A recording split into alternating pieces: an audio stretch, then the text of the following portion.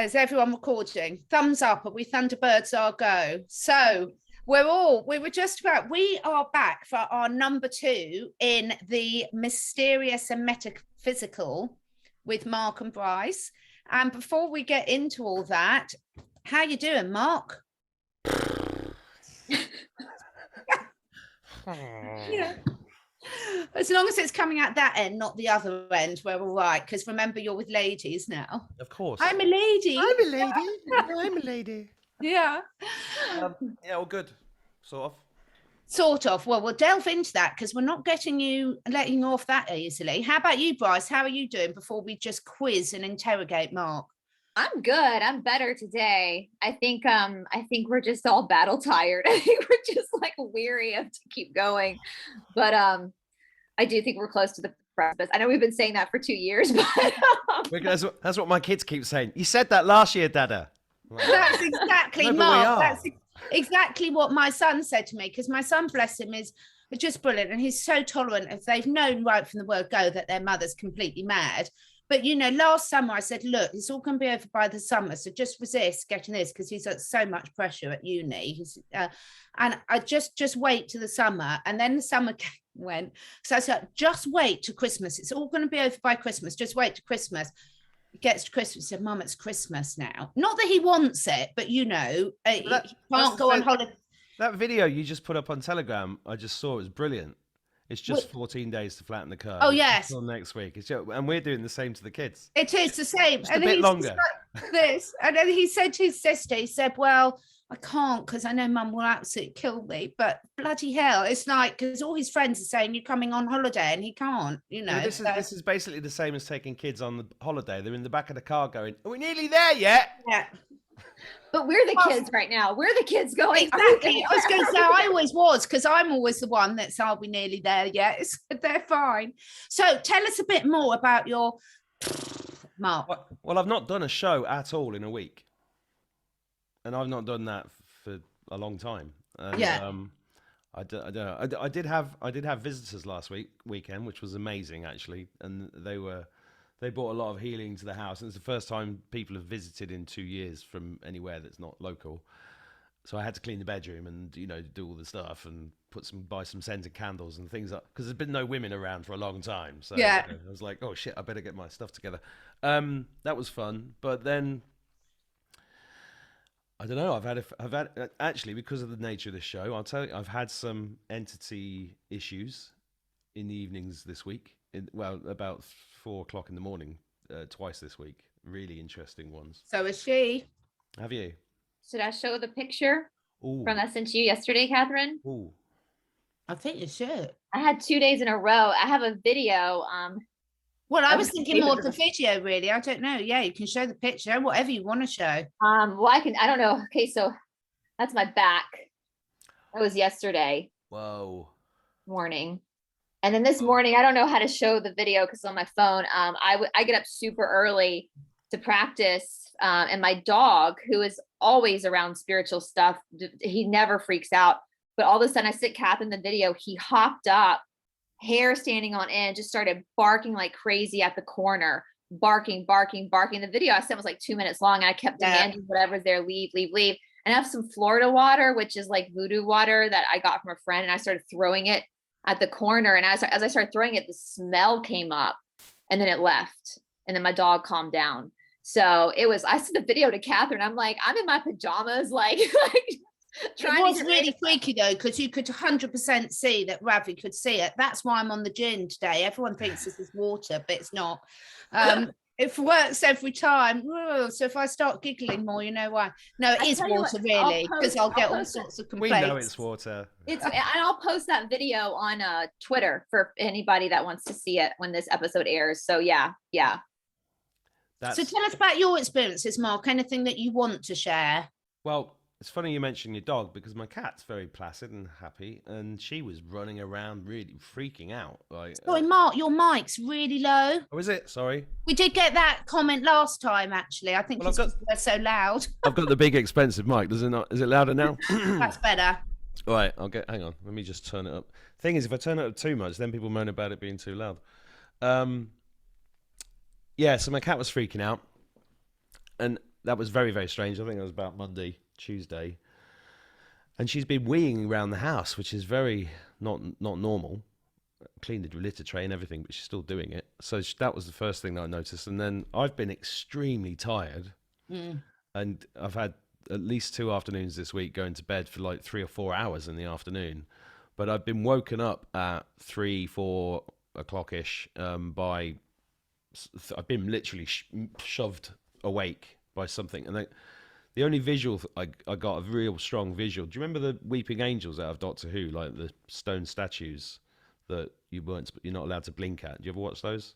No. People watching this might know that, but it's like it was like this not very nice stone angel face, and she was above the bed, and she kind of blew, and she was like like that, and I was like, "You're not very nice, are you?" So I was like, Archangel Michael, and get the fuck out of my room, and you know, and I was just getting really bored of it. Actually, I was just like, "Can you just fuck off now?"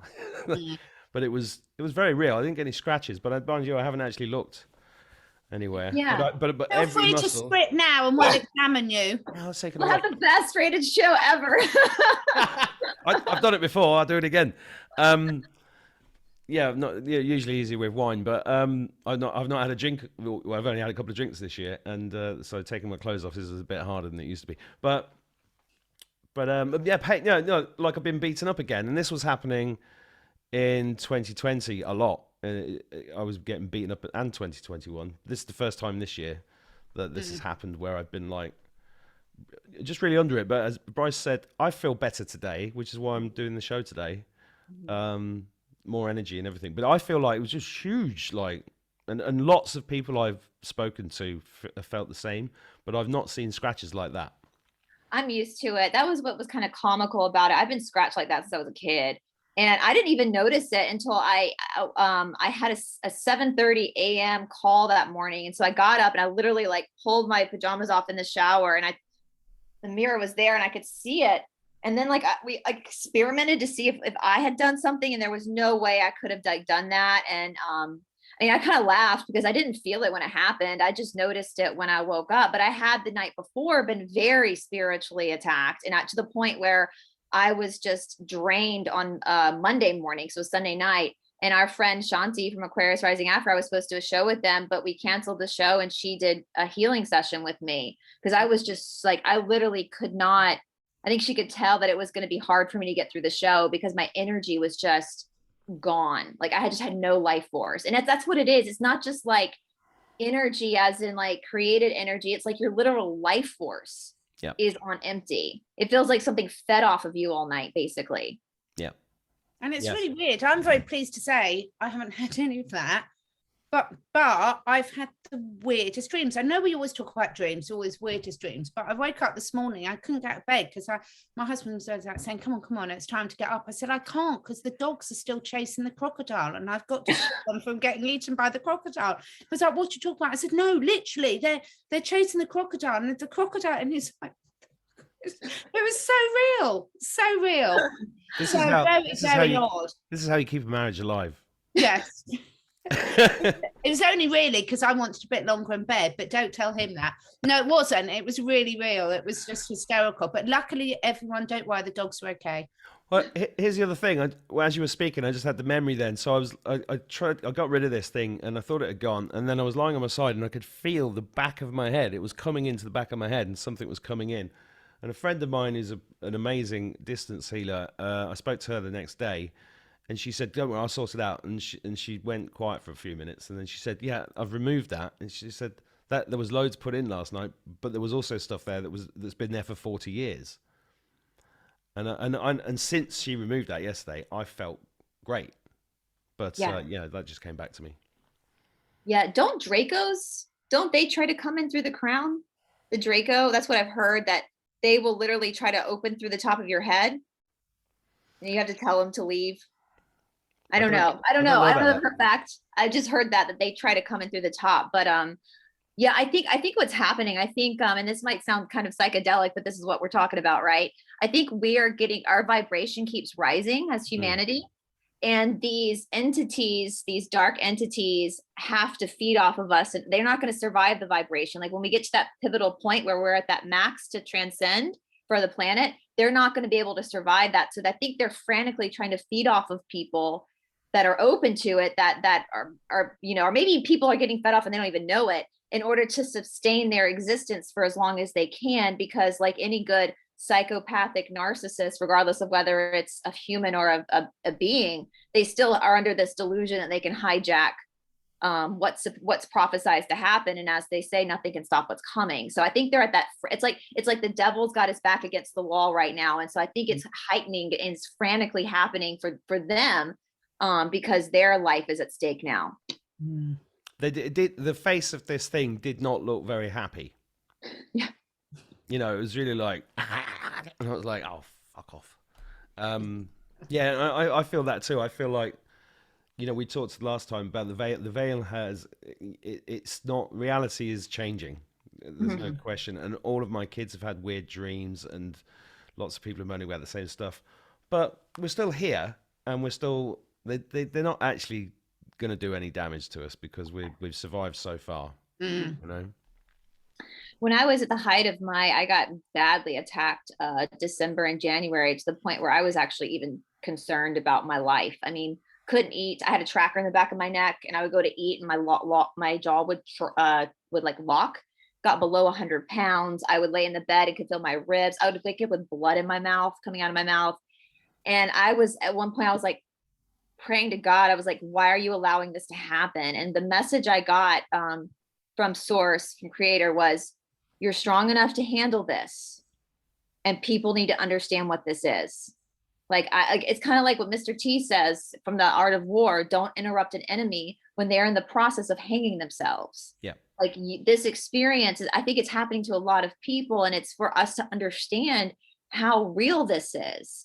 Yep. Whereas I think people like us know it's real. We know what it is. So therefore we're strong enough to handle it because we know what it is. I can't imagine someone who's never had any type of like psychedelic experience or spiritual experience to all of a sudden be hit that hard overnight. Like, what would they, you know, I don't know if their nervous system could handle it, you know? So in that sense, I understood what Creator God was saying, like, you're strong enough to handle this. And also he said, I'm not gonna let you die.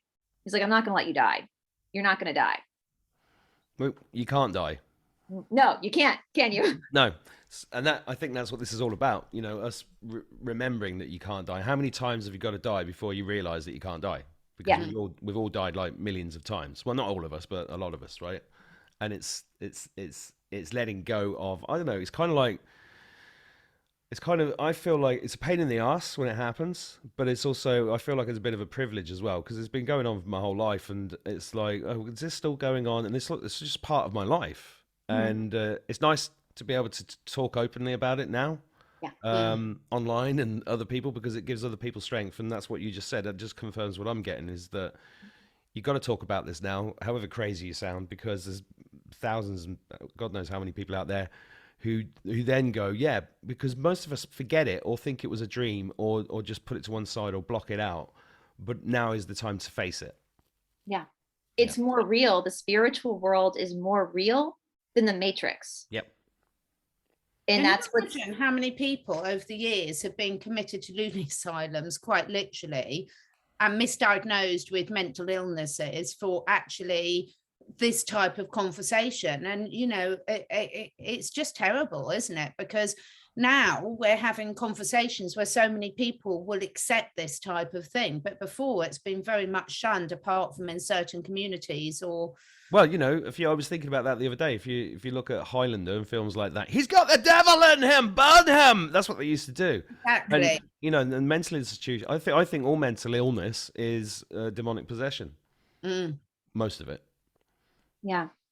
But I'm completely not crazy. Well, I mean, I know, like I've had people talk about like schizophrenia being people that can actually see things that aren't there, but don't. And that's the thing, is like, you know, we know in the past we've had these mystery schools, we've had, and whether they're good or bad, we know, I mean, like I say all the time, like any type of practice, spiritual, can be used for the good or the bad. So it's just really a tool. But at one point, humanity was really open to to being spiritual beings, having a human experience. But at some point that flipped in our modern world, where all of a sudden it became, you're a human and you can sometimes have spiritual experiences, but that's mostly through prayer in the church with the priest guiding you. You know, everything else is you're crazy, you're mad, you're not, you know, that didn't happen, you're paranoid, you know, even our own intuition, like our own gut responses. So many people don't even know how to read their gut anymore. And that's literally like your barometer for your safety, is when, you know, danger, that's your stomach telling you. And our friend Tamara always says, when people ask her what's the difference between fear and a gut response, well, fear makes sense. Sometimes a gut response doesn't make sense, but fear does. And so when it doesn't make sense, but it's telling you something, listen to that, because that's your body picking up, and the word from God, or your body picking up on something that you maybe can't see with your eyes, you know?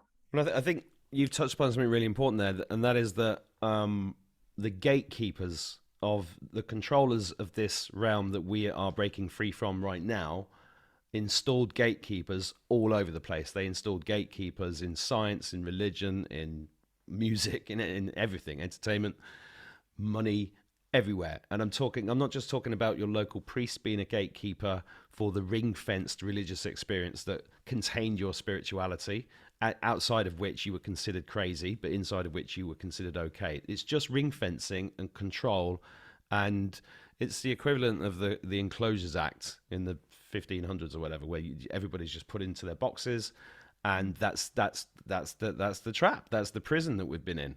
You know, yeah. even you know, when I say gatekeepers, I mean people like Karl Marx, Einstein, Newton. They're all gatekeepers, right? Where they are referred to as the definitive knowledge. Therefore, exactly. you can't go outside of that knowledge, otherwise you're a lunatic.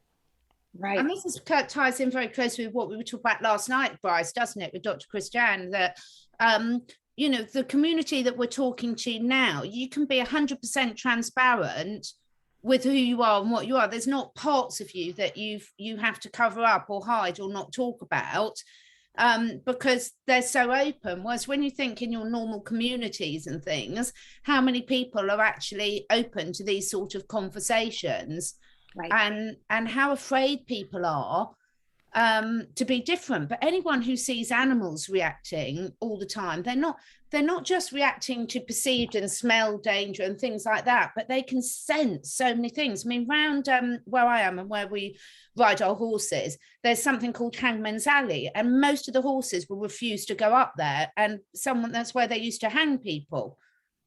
But my horse refused to go up there before I knew anything about that. Mm-hmm. And so it wasn't coming from me. It wasn't my perception, because I didn't know anything about it. And then it's only when I said to my friend, I said, I can't get Sheena to go up this thing. And she said, well, you know why, don't you? So it wasn't coming from me. It was a real thing that she was perceiving. There's a story, I covered this on my channel right when I opened my channel, of Lavinia Fisher from Charleston, South Carolina. She was the first woman to be executed in the United States for being a serial killer. And they hung her in Charleston, and, you know, when she was up on the noose to put the noose around her neck, they asked her, you have any last words? And she said, if anybody has a message for the devil, I'll bring it to him myself, and kick the stool out from under her. Well, a few years ago in Charleston and here in America, they have a historical society, because it's one of the oldest cities in our country. And so they have this historical society, which every building has to be preserved and have permits to read, because they're so old.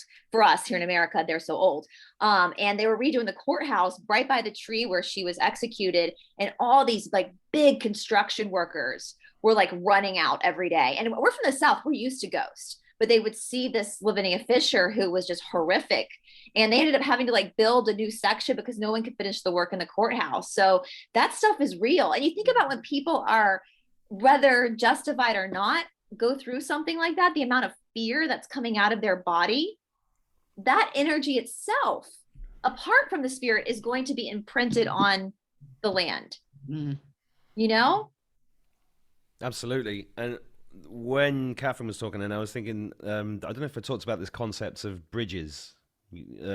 What I think we all are doing is we're bridging this transition, and we're moving through dimensions. And because of that, people need something to walk on to get to the other side. Mm-hmm. And some people are at It's not, I wouldn't call it the front. Is it the front line? It's kind of the front line. It's kind of like the role that some of us seem to have, is to just say, look, yeah, it's a bit scary, it's weird, and we've got to go through this sludge to get to the other side, you know, where it's the other side, but it's going to be okay, because you never die.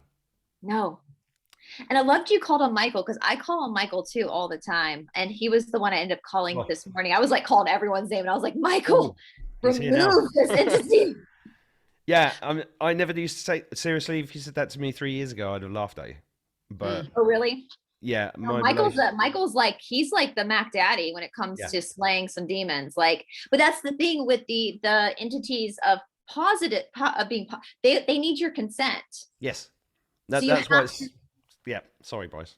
No, so you have to call them. You have, or else they're gonna, like, you know. Who are you gonna call? Archangel Michael. But you've got to. Sorry, I'm talking over everybody today. But well, you've got to say, I do not consent. Right, and I say that before I go. Sometimes, look, I've got a lot of friends who are spiritual healers, and if they're watching this, I'm sorry, I do forget sometimes to do it. Don't nag me, but you do sometimes. Sometimes I do go to bed and I'm just like, I'm blah, blah, and then I'm gone. But you have to, you know, what I, as a practical thing for anybody, I do. Most of the time, I will sage the room. I will say I do not consent. I'll get this out, and we've got it. This clears the stuff. I've got a box of it. I love it. Oh. Yeah. I've got Marcus modelling Sage. And then just clear yourself and say I don't consent, and I swear at them. Oh, I was dropping some F-bombs this morning. Yeah, I F-bombed them. Yeah. I mean, I live in the middle of a city. So when Ravi was barking at 5 o'clock in the morning like that, at first I was more concerned about waking up our neighbors. You know, more than, and so that must make that demon feel a little bit silly, that I was more worried about the neighbors than I was the fact that there was something in my house. That's pretty depowering for that demon. It is, isn't it? Yeah, they don't like it. The neighbors. But don't you think that's a really important point about the whole message of everything, the bigger picture of what we're going through here? Is that, yes, I'm sort of doing mine. I love my sage, and in our garden we've got huge, great sage bush. It's absolutely gorgeous. And what's really interesting is it's one of the favourite places for the cats to all sleep under. I know I don't do that. I just go. Oh. I love it. I really love the smell of it. But asking a couple of really important points there is, in general, with all this shit show that's going on, saying that we do not consent is something we've got to all get much better at and do much more regularly, and also asking for help. Because a lot of people aren't very good at asking for help, and whoever you're guided to ask for help with, whether it's human, angels, spirit guides, whatever, is really, really important, isn't it? Yeah. 100%. In fact, I wrote a poem called "I Don't Comply." Have you ever heard that? That's how I found you, as your poetry. Yeah. Yeah, you heard that one? Don't comply. I think I have. Yeah. Yes. And it's so important. I think I made T-shirts out of it. I'm looking for them. It's so important. That's what this is all about. Not complying and saying no and standing in your power. That's what this is. For somebody said to me, "Oh, you stood in your power about 10 years ago," and I was like, "What does she mean?" I didn't understand what she meant. But I really do now, and that's what everybody's got to stand in their power and say no. Just say no. Yeah. Grange Hill. Do you know, Shanti had me doing the healing ceremony, and I kind of already knew this after, because when you first start experiencing a lot of, like, and I will admit, I think when you get attacked, obviously it's all dark forces, and they come in more than the light, because the light respects your free will and the dark doesn't. But Shanti had me actually go up to one of the entities I would see a lot and actually look it in the eyes and say, "What do you want?" And in that vision, the entity disappeared. It like shrunk down. It was almost like it was afraid of me. And so if anybody's watching that's experiencing these attacks, and maybe it's the first time, don't be afraid. Don't be afraid. You are more powerful than it is. That's why it's trying to feed off of you. This is why I teach my kids to shake people firmly in the hand and look them in the eye, because it's not the person, it's the demon that you're addressing, right? Because everybody has been possessed by ancient AI, demonic AI, demons, whatever you want to call it. Sometimes it's a different thing, but it's the demon that is annoyed with you. It's the demon that can't look you in the eye. But if you can look somebody directly in the eye when you're speaking to them, then you're looking right into their soul, and you know, like instantaneously. And if they can't do it, and if they can't hold your hand, if they've got one of those fishy, horrible, wet handshake, you know those? I hate those. When you do that, when you come, that's the bad spirits, the entities in them. And we've kind of forgotten to teach kids this, I think. I mean, a lot of the things that I'm finding myself remembering are things that I learned from my great-grandfather, who was alive 120 years ago, but I knew him as a kid. And there is this ancient stuff that's all disappeared. I mean, you look at, and I'm not slagging young people off at all, and I'm not slagging parenting off. I think this has all been, we've been engineered this way, you know, to allow more demonic entities to come in to more of us, to keep feeding on us, because that's what we are. We're food.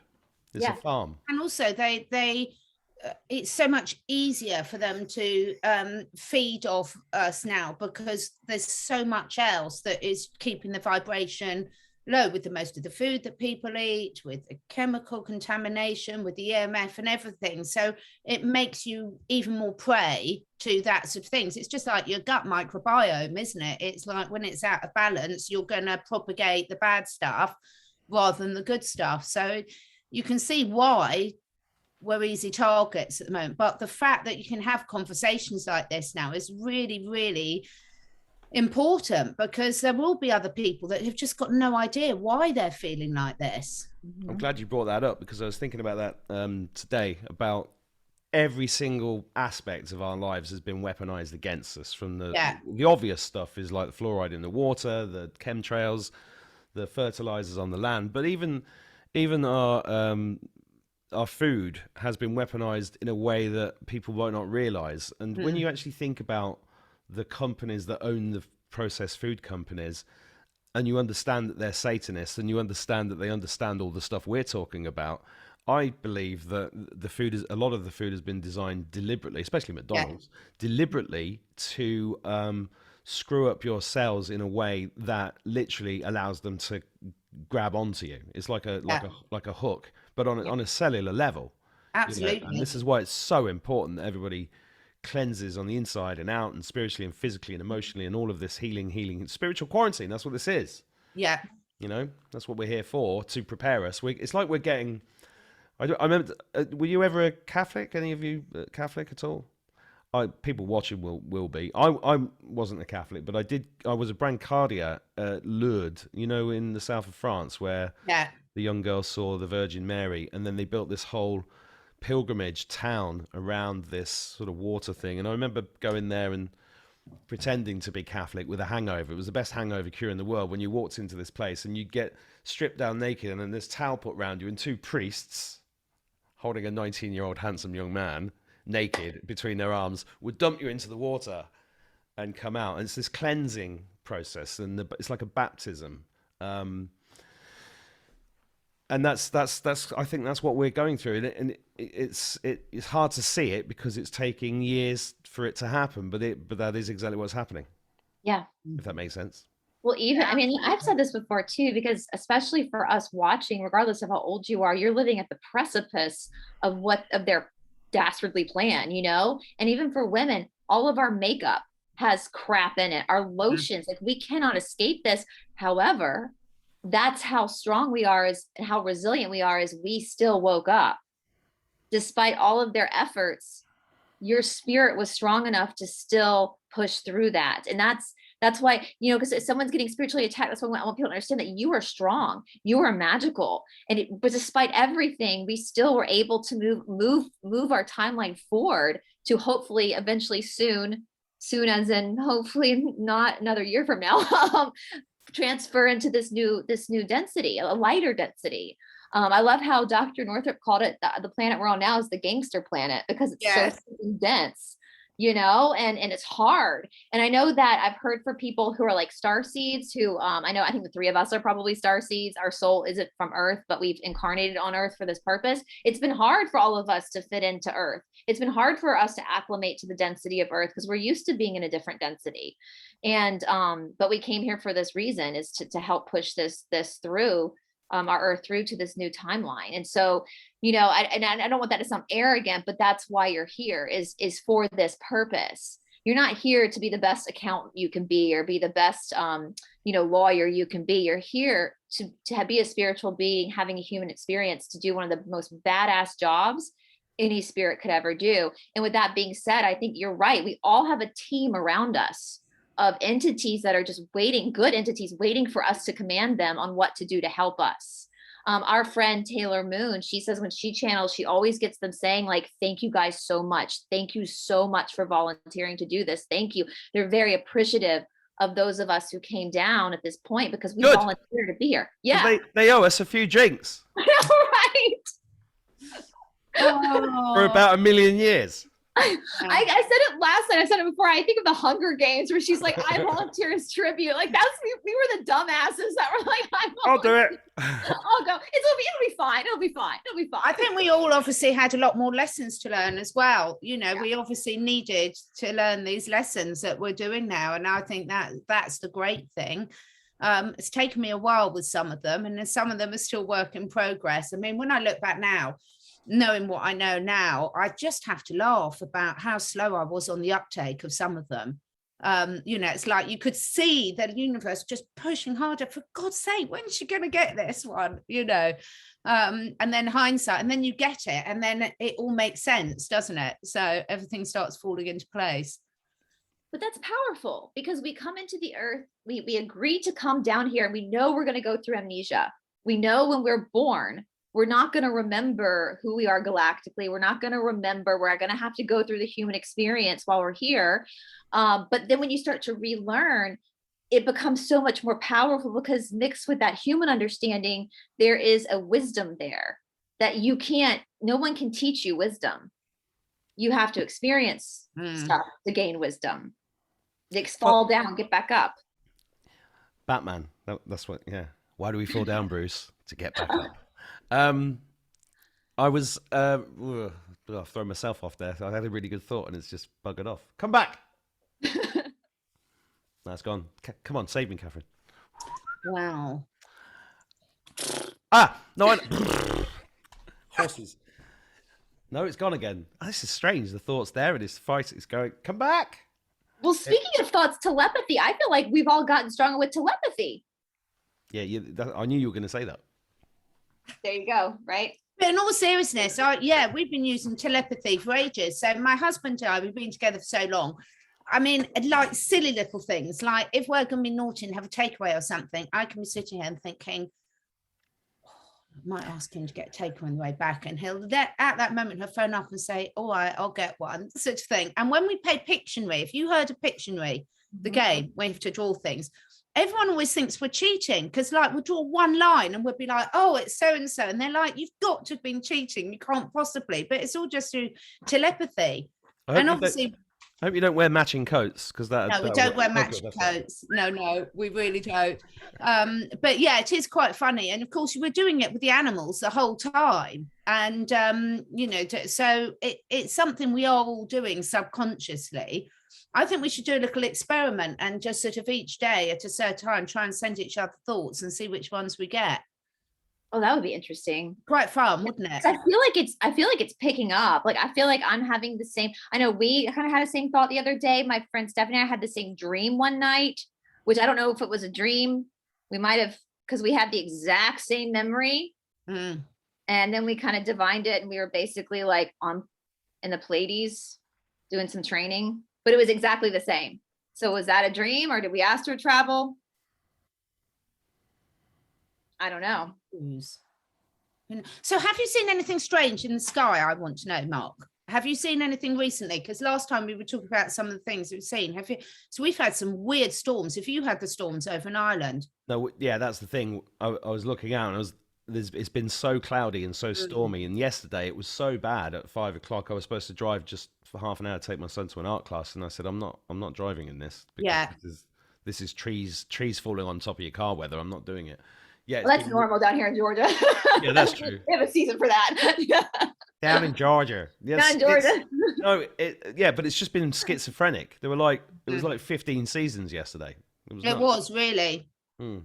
Yeah, I mean, my friend's horse's field shelter just got smashed to bits. And the electricity just went off. Mm. And then there was a clap of thunder, and I was like, "This is seriously charged," you know. And it was a big release, thank God. I think that's another reason why I feel better today, because it was like pent up stuff. Do you think that's a cleansing then? Do you think that the earth is cleansing herself, or is that? Well, I just kept thinking the storm is upon us. You know, it felt with everything that's happened in the UK. This thing and all the stuff with Prince Andrew and I spoke to Charlie this morning, and he said something that I hadn't seen at all, what he's seen in the paper, where they'd said the Queen is unable to move, and of course most people and of course they talk about the Queen on the chess board. You know, I haven't seen that because I never look at a newspaper just to clean the guinea pigs out. It is, I do think, I don't know, I keep thinking, I wonder whether it was, but then my friend who's got a birthday this time, she said, well, we had exactly the same storms this time last year as well, because she remembered because it was on her birthday. But it's really weird. We don't get storms like that much in the UK, do we?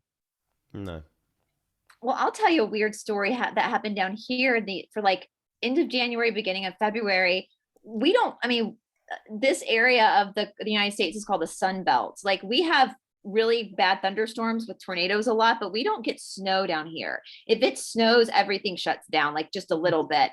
And we got a little bit of snow one day, but it was weird. And then it melted and we're back up to warm weathers the next day. And I kept thinking, something's going on. Who's controlling the weather? Well, then the next weekend we were supposed to get snow again. And literally on the radio, as I'm driving to the grocery store in my tank top and like shorts, they're going, oh, the snowstorm this weekend has been moved to the next weekend. And I thought, that's interesting. They moved it. They literally said that on the radio. It's been moved to the next weekend. Mm-hmm. What's going on? Like, who's controlling this? I'm assuming it's the good guys that have control over this now. So are they? Because I'm in a state now where they're not going to shut down because of the sickness at all. I mean, it's a very conservative state. So how are they going to get people in Atlanta to stay in their houses if they have to do something, bring in snow? You know, so that's kind of where my head goes now, is like, what's actually going on? What is actually happening right now? You know, because we know my city's dirty as hell, as most cities are. We've got Coca-Cola here, CDC, like, it's dirty as hell down here. So Ted Turner with a big golden owl on top of his building, like a block away from me, that matches the owl over in that camping site over in California, and that island that Mr. Jeff owned. So it's totally dirty here. Yes. So I'm like, okay, what are they doing? Why are they bringing the snowstorm in, which hasn't happened yet? They keep moving it.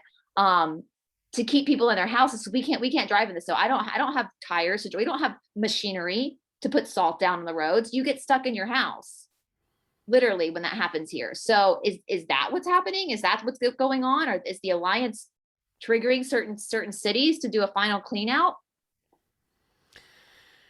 It's a good question. And I think that we are, you know, this thing is not over. No. You know, the scratches on your back prove the point. Mm-hmm. Right, you know, people are like, oh, we've won, we've already won. Well, you know, we're still actually in the middle of it, and absolutely, you know, that's why we're still talking about it, because it's still happening.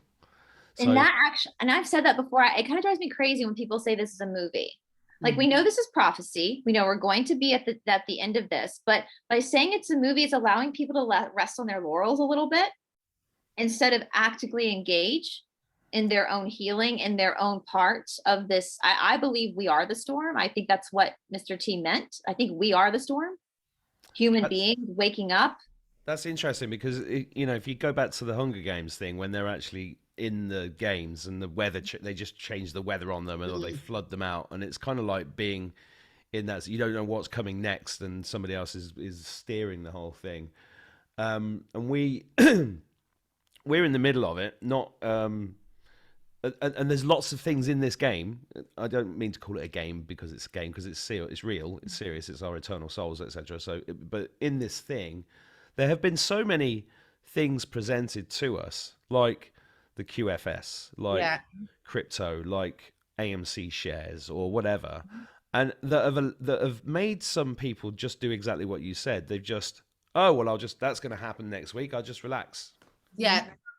And then they go back and they sit in there eating the popcorn, and they're not actually engaging or getting on with it, which is why I'm so pragmatic about it. We have to every day get up and do something with what we've got in front of us, because otherwise, what's the point of being here?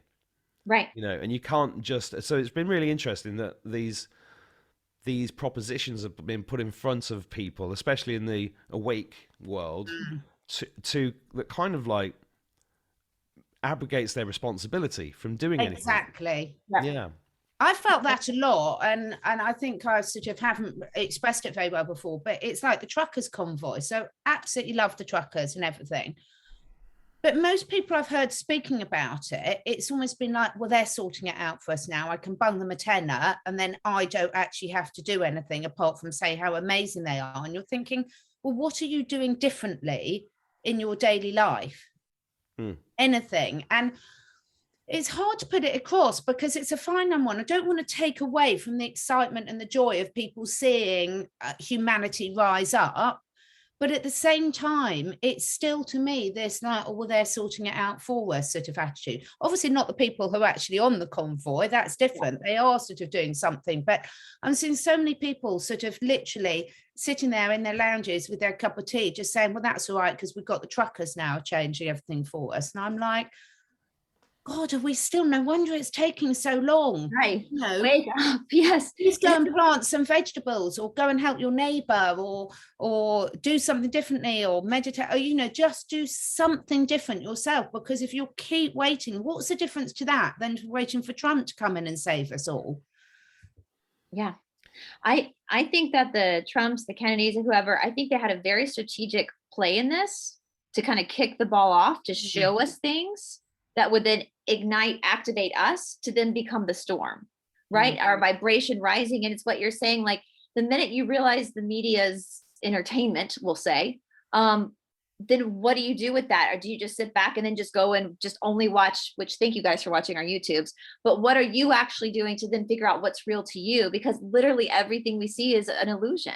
Literally. So what does that mean? And if everybody were to, like, instead of sit back and just wait for the new world to arrive, work on yourself, then I think it will arrive a lot faster. Well, that's the other thing. People don't necessarily realize that we are the creators. We creating all of this collectively. That's why it's where we go when we go all, because we have to create where we want to go. And you can't do that when you're sat on your ass. And it doesn't mean you have to have a YouTube channel. It doesn't mean that you have to go on a rally. It doesn't mean that you have to go and feed the truckers if you're not near them. It just means that every day, if you're doing something to work on yourself, develop yourself in some way, and connect with the inner God, which is where it is, because you are God, right? We are all fractals of God.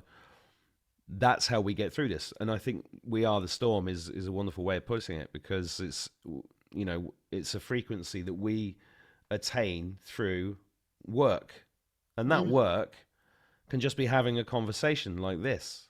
It can be listening to a conversation like this, but then, you know, going and cuddling somebody, you know, that has not had a cuddle in a long time. It's just simple things, right? And all of these things raise the frequency, but we've all got to collectively do it. But it is tiring, as we said at the start. They said it's quite tiring. Yes, it is. It's exhausting. Well, even like just making sure when you go into a store, you don't wear one of these. Yeah, absolutely. That was massive. I've got a friend who's been triple jabbed, and you know, when I first met him, I only met him last year, I was really rude to him. I had no respect for him. And then I was like, why am I being so nasty to this guy? And he turned up at my house one day with a mask on or something. I said, get out of my house. And he was like, what?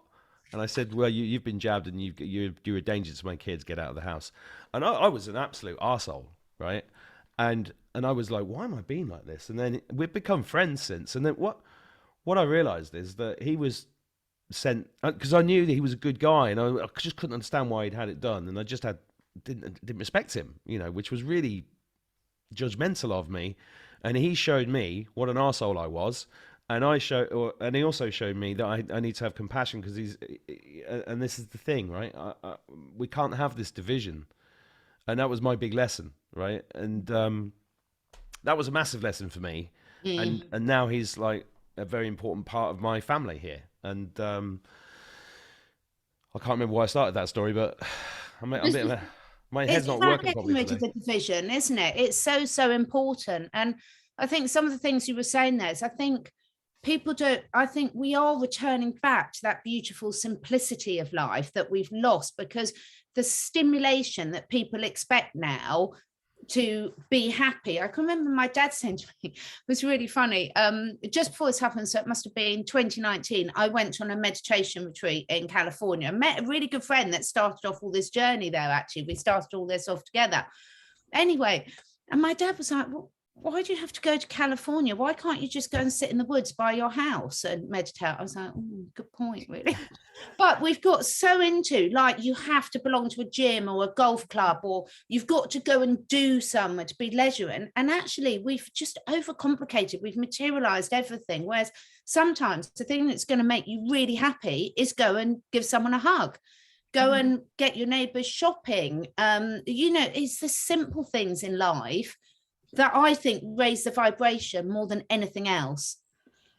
I started doing that. So I've never worn this at the grocery store. And granted, I'm in a state that's easy for me to do because it is a conservative state, but I am in a liberal city. But for a long time, for the last 2 years, when this whole charade has been going on, I would go to the grocery store. I'd keep my head down, not to make eye contact with people, do my shopping fast and leave, because I didn't have one of these on. And I would have a little bit of anxiety that there was going to be a confrontation I didn't want to have. But over the last few months, at least, I've kind of made a mental note to myself, like, you know what? I'm not going to keep my head down anymore. When I pass somebody in the aisle, I'm going to look them in the eyes and I'm going to smile at them, regardless of whether they have a face covering on or not, or 5, which I still think is kind of ridiculous when you see people with like a thick face, like 10 of them on their face, but I've been doing that. I've been really, really working on myself to really do that when I'm in the store, especially in the grocery store. Like when I pass someone, just smile at them, even if they are obviously on the completely different side of the understanding as I am, because they have multiple ones of these on. Just smile at them. And you see it disarms them, and they soften up, and they usually smile back. Even if their mouth is covered, you can tell they're smiling back at you. Because everything wants to be loved. Every living thing wants to be loved. That's why I was telling you the story about this guy. I've just remembered, because he was wearing a mask all the time, and now he doesn't wear one. But it was such a big thing for him. And he'd go and come out of a shop and he'd say, "I didn't wear a mask." And I was going, "How did it feel?" He said, "It felt pretty good, actually." And it's the whole mask thing energetically. I think I've worn one maybe 5 times in 2 years. Right, because I had to go to the doctors, or I had to go to get an MOT, and they wouldn't let me in the building if I didn't put one on, so I couldn't get my car.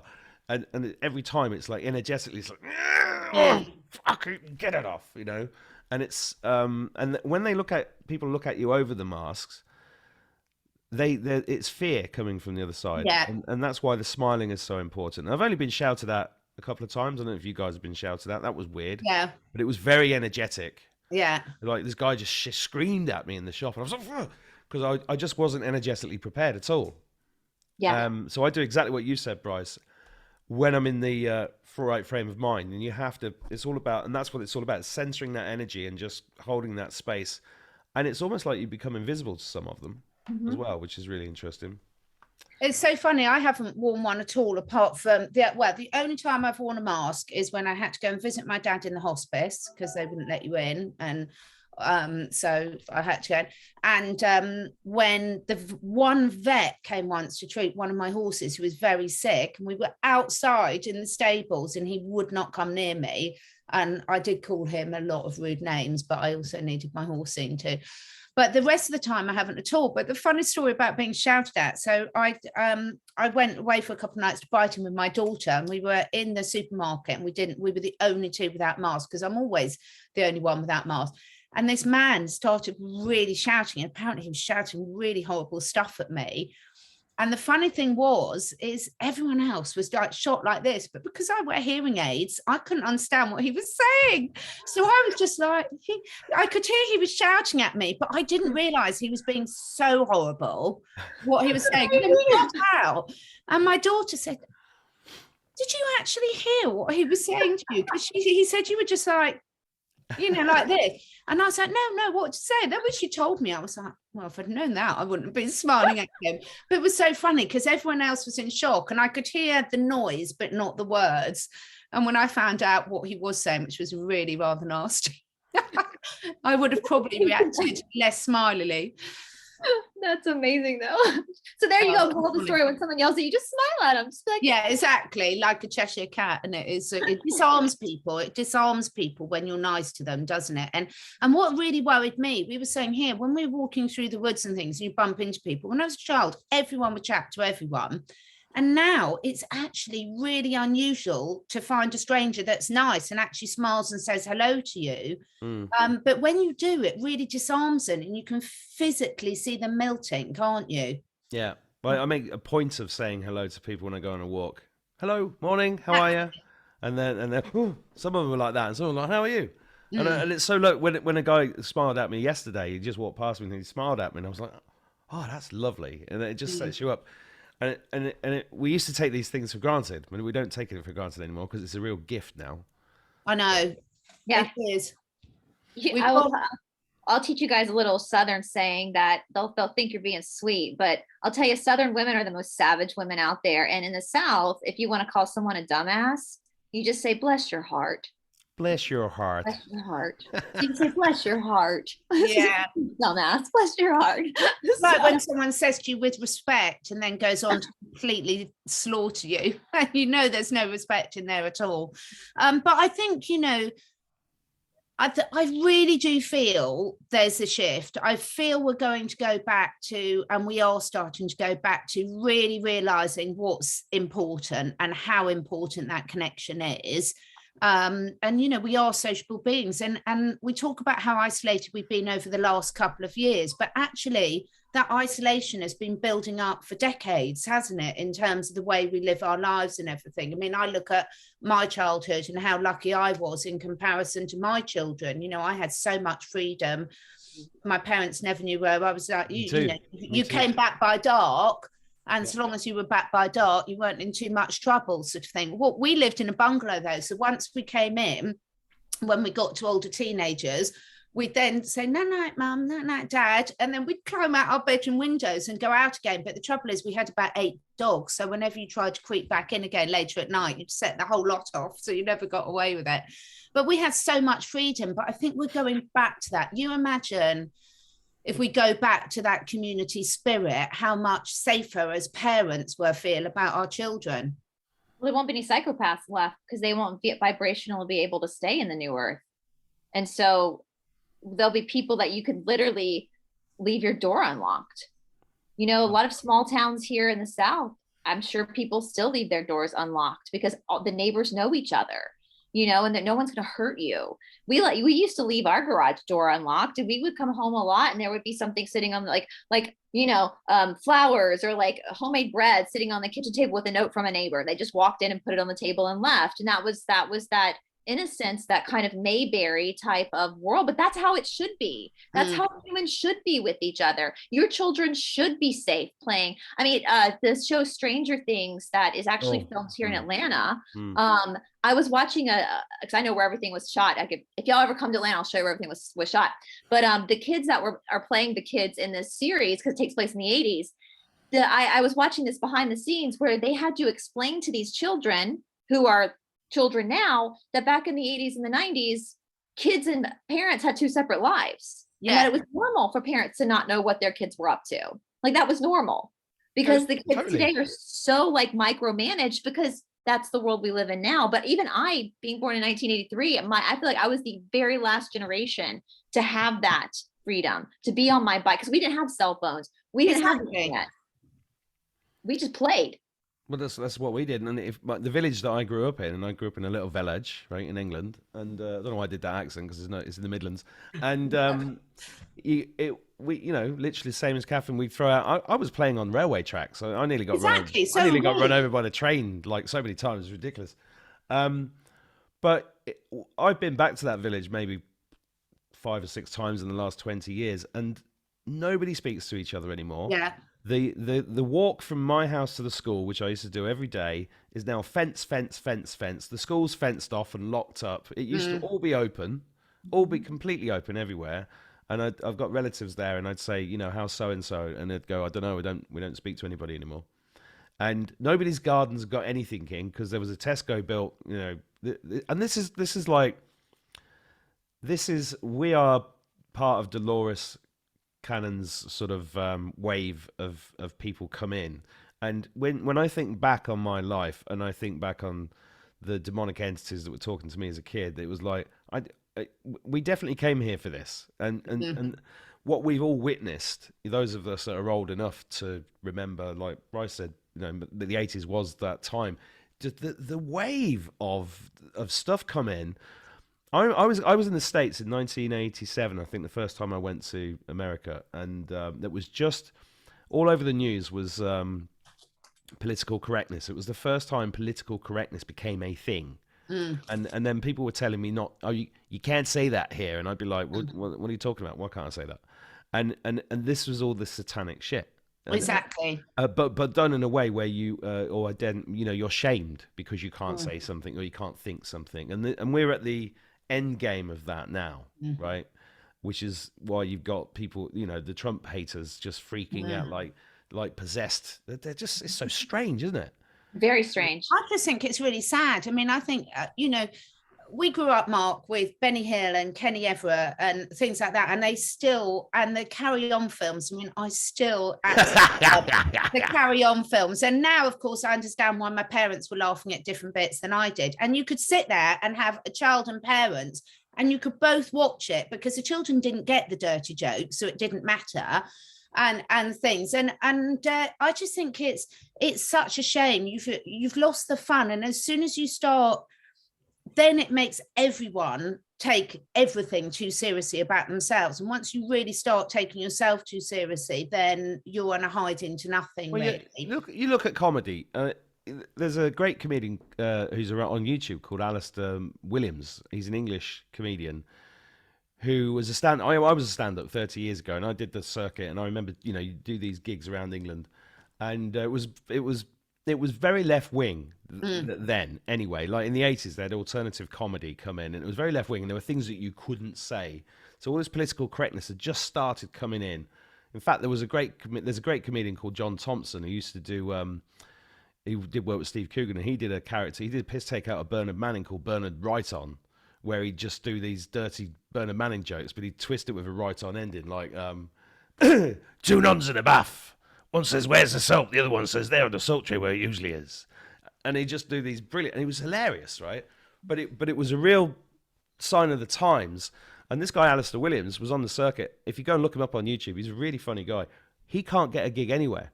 No. They will not book him. They've not booked him for a number of years because he came out with pro-Brexit stuff a few years ago. So the venues literally wouldn't book him. So if it's happening at a grassroots level like that, look, when was the last time you saw a funny film? Right. Oh, you just don't see them anymore. They're just... And that's what they've done. They've taken away a human's ability to laugh at ourselves and laugh at each other in a very innocent way by making it virtue signaling. So you're virtuous if you strip yourself of your sense of humor. Well, one thing that disempowers darkness is laughter. Yeah, exactly. They don't like it. They don't like it. They don't like it. Did you see that comedian, the American one, last week, who was going, yeah, I've been triple jabbed. I even had this jab and that jab, and Jesus loves me the most, and everybody's laughing, and then she just collapses, like, bang. Oh, bang. yes, Heather McDonald. I didn't see that. Yeah, she cracked her skull. Yeah. She has a really funny podcast where she rips on all these celebrities. And yeah, I saw that. She literally, like, it was almost like a God moment. Like, as she collapsed right Oh, as she really collapsed. Yeah. I mean, like, boom, like. If you look her up on YouTube, I think it's Juicy Scoop is her podcast. She has to wear sunglasses now when they film it because she's got black eyes from passing out. Well, it's better to have black eyes from passing out than double doses of adrenochrome, isn't it? So, yeah. I mean, I don't know anything about her, and I'm not saying it, but it was really just beautiful, ironic timing, and it was like an act of God. It was. It literally was when that happened, because she was literally talking about all of that right when it happened. So it was like God was like, I'll show. But that's the thing, that the whole cognitive dissonance thing, because we're seeing this happen a lot where it's so obvious, but yet there's still human population that's like, nope, that's not what it was. I just saw on Twitter someone posted that their local hospital now has a pediatric stroke unit. Yeah. Oh yeah. You should see the warnings we're getting over here. They're on the bus adverts and stuff all around the UK now. Oh, kids getting heart attacks and stuff. What? Like it's normal. Kids don't get heart attacks. No.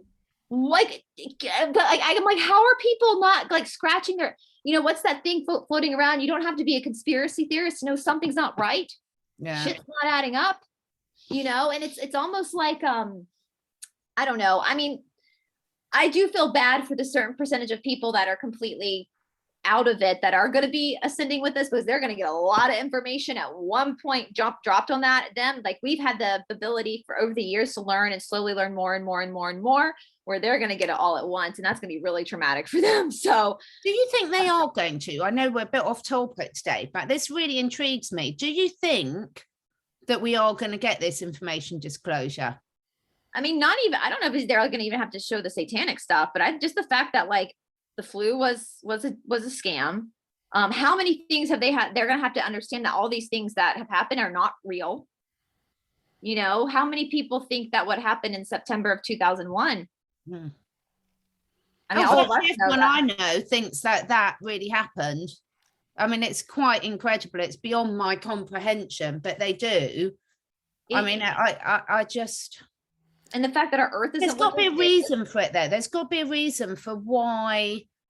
I mean, you look at... I don't know enough about this, but, the First and Second World War, I know enough to know that what we were told is a complete load of bollocks, but I'd love to know more about it. But there's just not enough hours in the day at the moment. But we talk about, the brainwashing with the TV and things there. But this has been going on forever, where people have had wars. So we can't just blame it on the media, and we can't just blame it on the TV and the modern technology, because I guarantee everyone thought that was real and believed that at the time. And it's probably the educational system too that has, I know I've talked about the Federal Reserve of the United States. When it was enacted here, they took control. That meant the government took control of your education. And it wasn't just for the free school, the public, as we call them, public schools here. Even private schools now have to abide by the federal government's regulations in order to be accredited, which is true in at least every Western country, that you have to have these accreditations in order to then go to university. And so it's this, they've literally hit us at every single angle. And the one thing I'm finding for people, even people who are in this community, is the matrix of religion.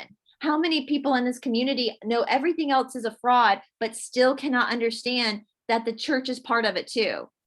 Doesn't mean that, and there's still no, the Bible is true. Well, yeah, but that we haven't seen the Bible. It's underneath the Vatican. King James, version of the Bible, he was a Satanist. Yeah, I'm pointing to my Bible right here. You're like, what's she pointing at? I have a Bible right here. I know. I was about to reach for it. I was like, this thing's it's like the fact that there's still that like mental block of literally everything. That's why I was saying in the beginning, the only thing real that seems right now is the spiritual stuff, because everything is bullshit. Everything. We're going to have such a fun party. Oh, God. We all get together. I'm really looking forward to it. We'll have to book a week off to recover. But no, in all seriousness, it's going to be, can you imagine? We can have Weird and Wonderful as another T-shirt I want. Because I've just so loved being so weird now. Well, there's no going back now. No, there's no going back. And it's quite funny because, even someone said to me the other day, you've always been weird, but there's weird and there's really, really, really weird. And And I was like, and they thought I'd be really upset. I was like, oh, thank you. You know, embrace the madness, embrace the madness. So, well, we'd better let you all go off and get some rest. How are you feeling now, Mark? Well, good. I've got to do a live meditation in an hour and a half, and we're going to make the kids dinner in the meantime. So I'm okay. We'll let you go. Oh, good. Tune into that live meditation. Brice and I have been doing stuff about meditation as well. Lovely. No, it's a really interesting guy. He was a healer to the royal family until he woke up. Ooh. So I'm going to be doing that later because I'm a part-time podcaster and a full-time everything else. But it's wonderful to speak to you both again. Sorry I lost my thoughts halfway through. I think I'm recovering. That's fine. That's fine. Thank you so much. And thanks to everyone for listening. And I'm sure we should be back for some more mysterious stuff at some stage in the future. Yeah, and for my channel, if you guys have weird stories to share, please put them in the comment section below. I'd love to hear your stories too. I love hearing those. Brilliant. Fantastic. Thanks everyone. Bye. Bye.